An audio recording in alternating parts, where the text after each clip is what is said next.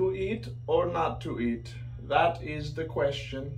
How we doing, everybody? It's Coach Alex from Maximize Potential coming at y'all with another great Wellness Wednesday. One of the most common questions that I get amongst my clients, regardless if it's personal training or in the classes, is should I be eating before my workouts? So today we're tackling that exact question. Should you be eating before these workouts? What should you be eating and how are we gonna time it? But before we get into that, you already know how I'm going with this one, y'all. It's a brand new month, which means that we've got a brand new program. May is focusing specifically on eccentrics, which is gonna help improve our overall strength and lean mass density. So we're rolling out the new May-inspired merch with the May the Strength Be With You t-shirts and tanks. The material just feels great, it fits well around the arms and it tapers around the waist. Not to mention features this really cool Star Wars inspired logo. So make sure you head over to the shop and grab some while you still can. These are gonna be a limited run only for the month of May. And while you're at it, go ahead and check out some of the stuff that we dropped for our new spring apparel. I'm gonna go ahead and leave a link to everything down in the comments below. Today, we're talking about proper nutrient timing. So let's go ahead and jump right into it.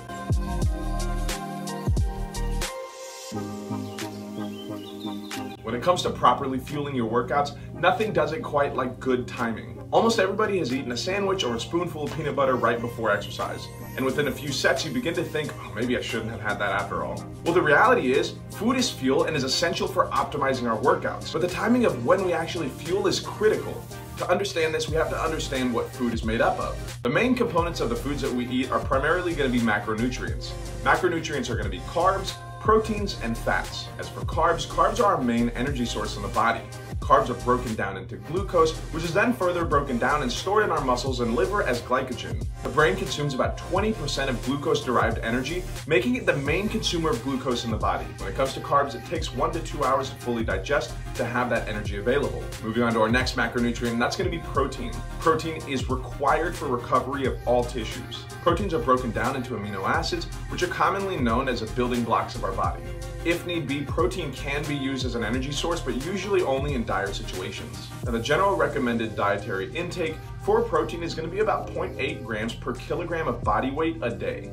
Now, that being said, this is the minimum intake that's required to simply prevent deficiency. Most research and protein experts have found intake should be higher, particularly for active individuals, where most research encourages a 1.2 to 1.6 gram of protein per kilogram of body weight a day. This number could even be higher just depending on the individual's goal. Protein is going to take about 3 to 4 hours to fully digest. Now finally, the last macronutrient that we're going to talk about is going to be fats. Fats are a very concentrated energy source and they play a vital role in nutrient absorption, hormone regulation, heart health, blood pressure regulation, protection of vital organs, hair, skin. We all get it. Fats are very important for a myriad of different reasons. Fats are primarily going to be used in endurance type exercises. This is why it's very important for our Olympic distance runners, triathletes. It's going to be best to refer to a qualified sports dietitian in order to get the proper information that you need.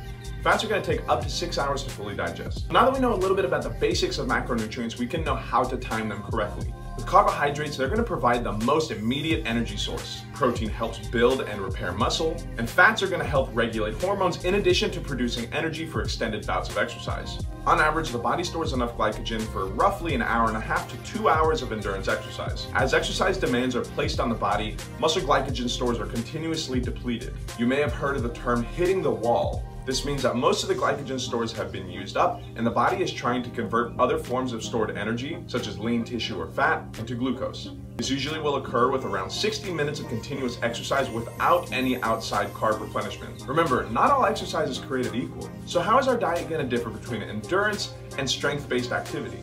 Well, carbohydrates and fat are going to be the main substrates used by the body during endurance activity, while just carbs are going to be the main substrate used for moderate to high intensity strength training. While engaging in more low intensity exercise such as hiking or walking, fat is going to be the predominant substrate used. Now, as exercise duration continues, fuel substrates begin to shift, moving more from the carbohydrate to our fat stores. It is important to keep our muscles fueled and hydrated to optimize performance and support adequate recovery. Now, if we are going to be exercising over an hour at a time, glycogen depletion can be delayed with outside sources of glycogen present. Well, all right, let's get into some specifics now. How exactly should we plan to fuel for endurance exercise before, during, and after? Well, this is going to be completely dependent on your size, gender, and your training program. Now, for endurance athletes, it's going to be recommended that your carb intake is anywhere between 8 to 12 grams of carbs per kilogram of body weight a day. Endurance athletes should consume frequent meals and snacks throughout the day and avoid skipping meals. Good quality carbohydrates, lean proteins, and healthy fats should be the focus of all meals and snacks. Now, when it comes to actual fuel strategies for these endurance athletes, pre-exercise meals should be consumed 3 to 4 hours before exercise. You want to include a high-quality carbohydrate, so something like an English muffin, pancakes, a low-fiber cereal, or a whole grain bread. You want to include a lean protein, so something like eggs, turkey, roast beef, chicken, or fish. And you also want to make sure that this meal is going to be lower in fiber and fat. Fiber and fat both take a lot longer to digest fully than carbohydrates and protein. If we have a meal high in fiber or high in fat before exercise, our body is going to start prioritizing our digestive system. Now, our digestive system requires a lot of blood and a lot of attention to fully operate correctly. This means that we'll have limited blood flow to the areas that we need most during exercise, and we'll more than likely be out of that fight or flight mode, which frequently gives us the adrenaline we need to push forward. Always remember to stay fully hydrated at least 4 hours before your activity. So what about a pre-exercise snack? I'd highly recommend if we had this snack 30 minutes to maybe an hour before exercise. Now, we want this snack to be moderate in protein, and just like the prior meal, we want this to be low in fat and fiber, as well as continuing our hydration strategies. Ideally, this is something high in carbs, something like chocolate milk, yogurt, fruit with a nut butter. As for during exercise, carbohydrate intake should begin shortly after onset of that activity, but only if the exercise session is going to be continuous and will last more than 60 minutes. I highly recommend products that have easily transportable carbohydrates, such as sports drinks, sports gels, fruit, or even high carbohydrate bars that have little to moderate protein.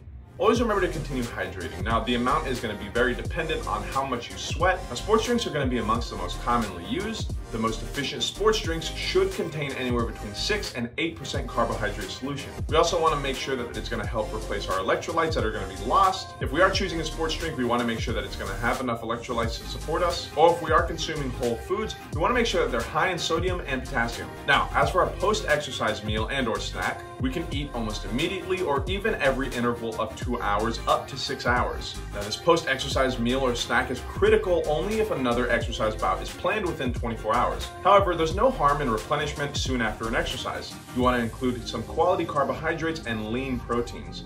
As for carbohydrates, the ratio should be a 1 to maybe 1.2 grams per kilogram of body weight. If we're planning on fully replenishing our carbohydrate stores, I highly recommend a 1 to 1.2 gram of carb per kilogram of body weight every hour for up to 4 to 6 hours post-exercise. Now, as for our protein intake, this should be about 0.25 to 0.3 grams of protein per kilogram of body weight. And as always, continue hydrating. As I mentioned, this is going to be more so up to our sweat loss rate. A more simplified way of finding this out is weighing yourself before and after exercise. Now, this is not going to take into consideration the fluid that you intook during exercise, but it will give you a rough estimation of how much water your body has lost. I do recommend drinking 16 to 24 ounces of water or a sports drink for every pound that's lost during exercise. Now, that'll wrap it up for endurance exercise, but what about resistance training? Now, it's pretty well established that resistance training is going to stimulate muscle protein synthesis. This essentially just means a rebuilding of our muscle tissue. Protein synthesis is further stimulated and augmented by protein ingestion. So, for fueling strategies and resistance training, we're obviously going to have a little bit more protein in our diet.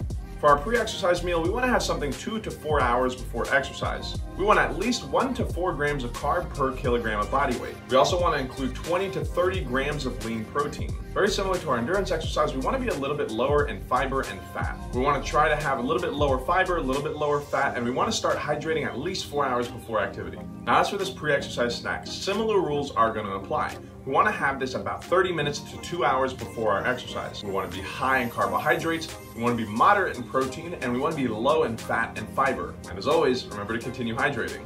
Carbohydrate intake and possibly protein should begin shortly after the onset of activity, but only if the exercise session is going to last more than 60 minutes. I'd highly recommend 30 to 60 grams of carbohydrate each hour, spaced about 15 to 20 minutes apart for exercise that's going to be lasting over an hour. Similar to the endurance exercise, we want to continue hydrating, but again, the amount is going to be dependent on how much your sweat rate is. Same rules are going to apply here. If we're looking for a sports drink, that sports drink should contain a 6 to 8% carbohydrate solution. If we are going to be eating whole foods, should be looking for those high in sodium and potassium. And finally, post-exercise meals for our resistance training. Now, very similar again, it's very critical if we're exercising again within 24 hours to eat immediately after, but it's not harmful to try and consume quality carbs and protein soon after exercise session, even if we don't have another session within the next 24 hours. It's highly recommended that we do consume high quality meals soon after our sessions specifically in repeated intervals, give or take every 4 hours.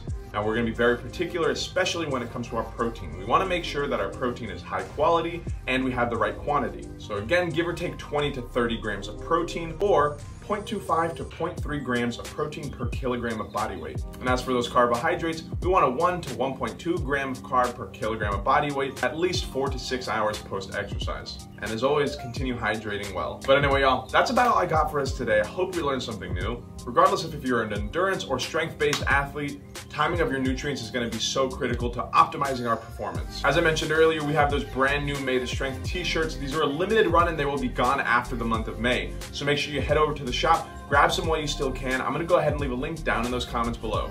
But remember, y'all, this is always a conversation, so don't forget to leave a like, comment down below with anything that you learned, any questions that you may have, or suggestions for future content that you want to see. But other than that, I'm Coach Alex. Y'all be good. Drink some water, and I'll see y'all in the next one.